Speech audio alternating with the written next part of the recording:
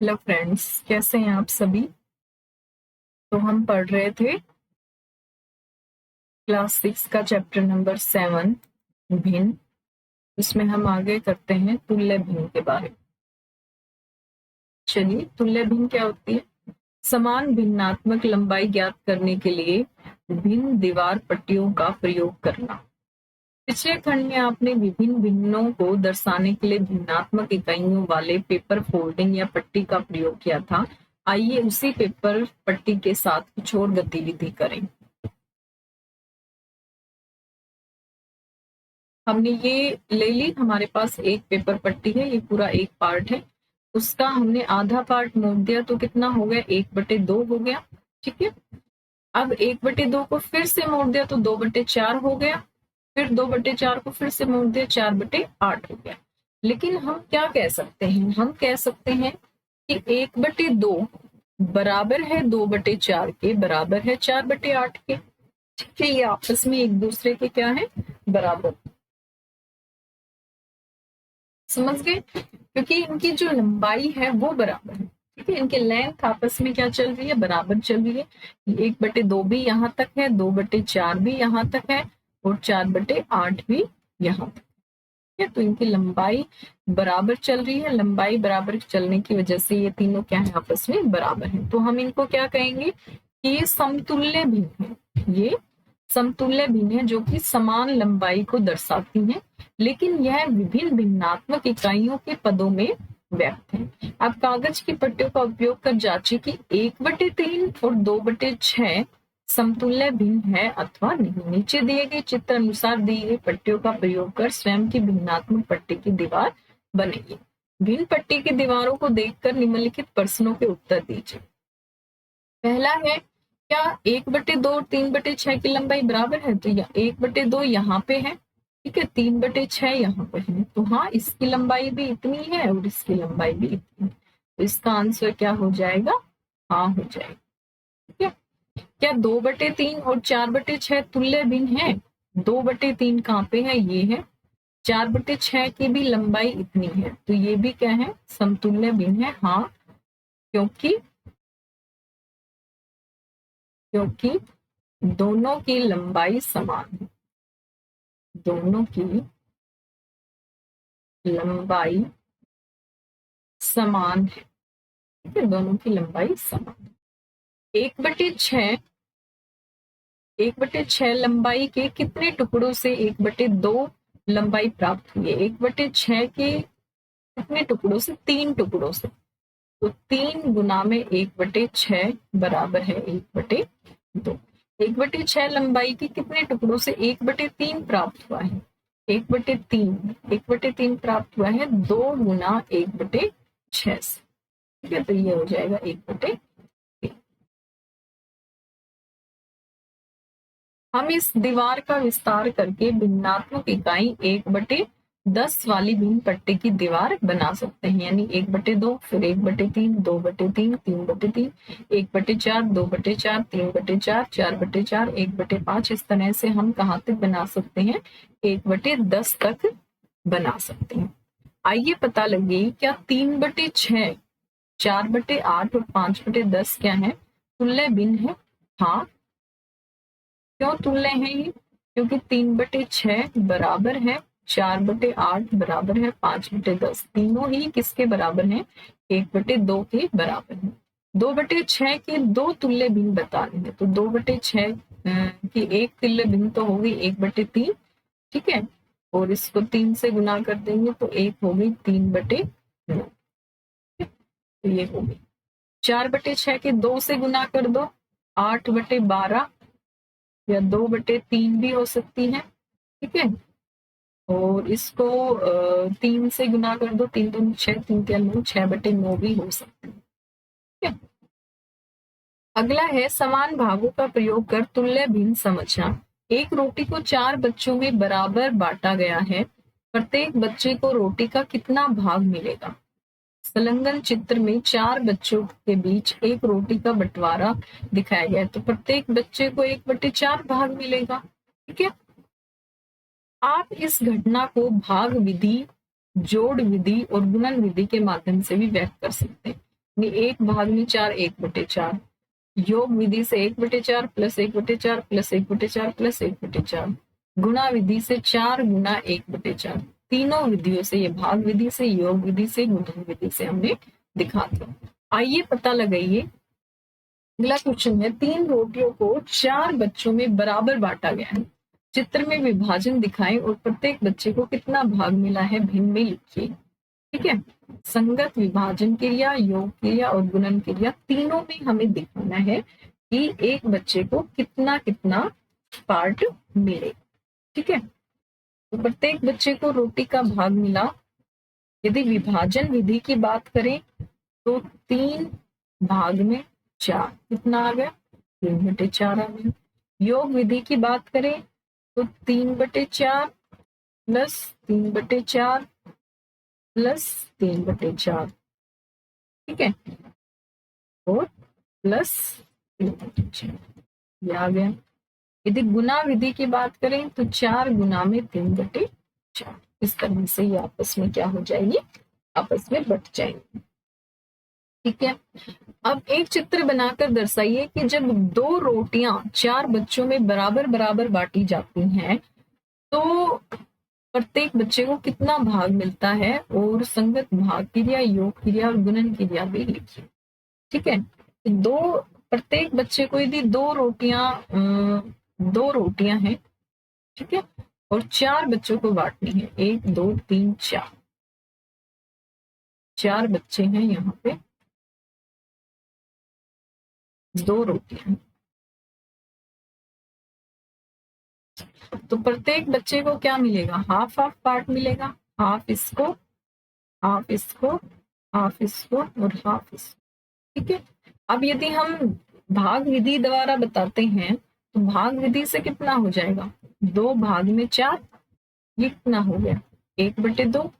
यदि जमा विधि से बताते हैं तो जमा विधि से हो गया 1/2 प्लस 1/2 प्लस 1/2 प्लस 1/2, कितना हो गया?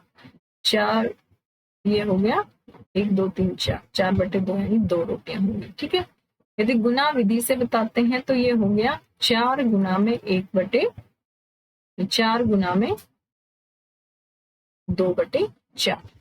ठीक है, या फिर ये भी कह सकते हैं 4 गुना में 1/। अगला है तीसरा, अनिल एक समूह में था जहां 2 केक को 5 बराबर भागों में बांटा गया, तो अनिल को कितना भाग मिला?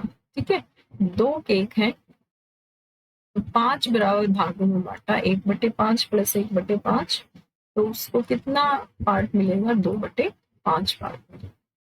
ठीक है,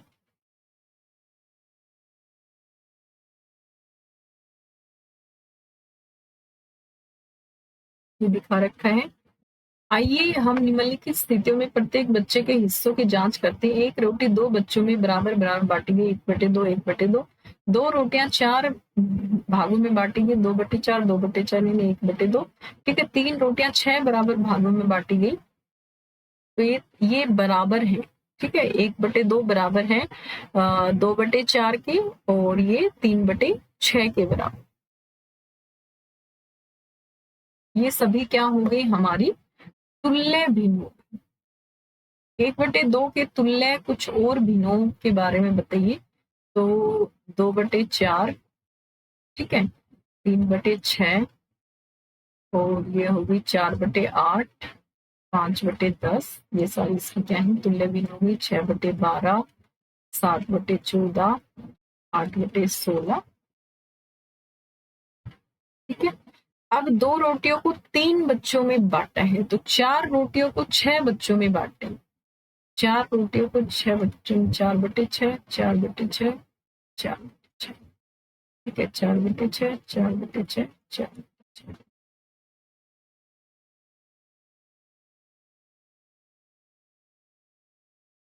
ये हो गई। फिर 6 रोटियों को 9 बच्चों के बराबर बराबर भाग में बांटा गया, तो 6/9, 6/9, इस तरह से बनता है। 6/9, 6/9, 6/9, 6/9, 6/9, 6/9। ठीक है, लेकिन हिस्सा वही है, 2/3, 2/3। ठीक है, तो 2/3 और 4/6 का सरलतम जो रूप है वो कहलाता है। ठीक है, 2/3 4/6 का सरलतम रूप है और 6/9 का भी सरलतम रूप है। अगला है, आइए पता कीजिए, लुप्त संख्याएं ज्ञात करनी है। 4 मित्रों के बीच बराबर बराबर बांटा गया 5 गिलास जूस 8 दोस्तों के बीच बराबर बराबर बांटे गए कितने गिलास जूस के समान है। यहाँ पे 2 से गुना हो रही है, 4 दूनी 8, तो यहाँ पे भी 2 से गुना हो जाएगी, हो जाएगी 10/8। 4 किलोग्राम आलू को बराबर बराबर 3 थैलों में भरा गया, ऐसे ही 12 किलोग्राम आलू को कितने समान रूप से भरा हो जाएगा। तो ये 4×3=12 है, तो यहाँ भी 3 से गुना हो जाएगी, हो जाएगी 12/9। अगला है, 5 बच्चों के बीच बराबर बांटी गई 7 रोटियां कितने बच्चों के बीच बांटी गई समान रोटी के बराबर होंगी। मान ले 2 से गुना कर दें तो 14/10। ठीक है, 3 से गुना कर दें तो 21/15, 4 से गुना कर दें 28/20, तो इस तरह से हो सकता है। ठीक है,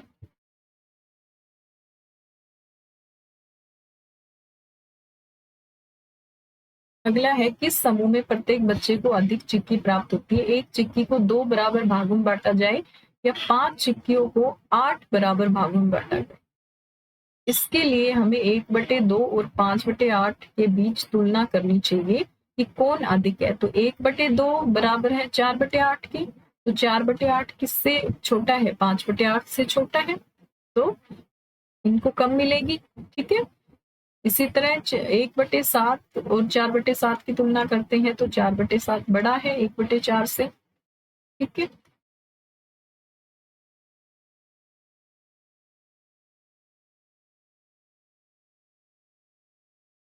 तो इस तरह से हम छोटे बड़े, यदि हम हर समान कर लें तो हम बड़े छोटे के बारे में बता सकते हैं। यहाँ पे 4/, ठीक है।